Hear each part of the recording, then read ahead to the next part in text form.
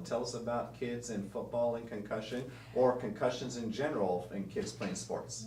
Concussions in general and anybody playing sports. It's the same with kids. If they get a concussion, it's really important. Anything that changes their mental status, they need to stop playing. Because what they're finding, most of what they're finding, and it's not forever, it's just for a period of time, and they need to be watched over time to make sure that they can come back in. Because what they're finding is, one concussion, fine, you need to recover, but it's because your brain doesn't recover, and then you get back out there and you get another hit, and another hit, and another hit. That is very dangerous. So, the doctors are being bombarded with information, but we need to pass that on to the public. When your child is playing, don't force them to, push them.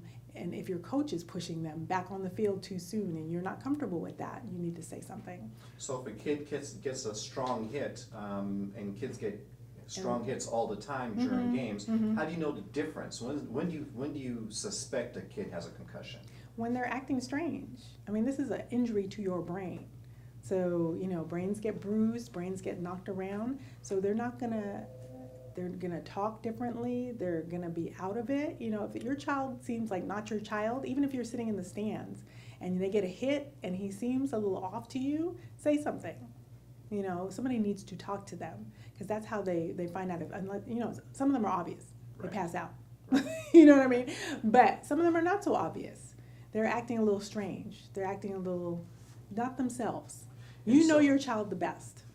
What's the implications of the concussion issue with kids? It's huge. It's going to be huge, because anything with kids is exponentially magnified, because it's going to be for longer. It's going to impact them for longer and just in a greater way, because they're developing. So in the same way, when a child gets a broken bone, it's a bigger deal because their growth plates are not closed. They're still developing. That can crack their growth plate and make their leg grow funny.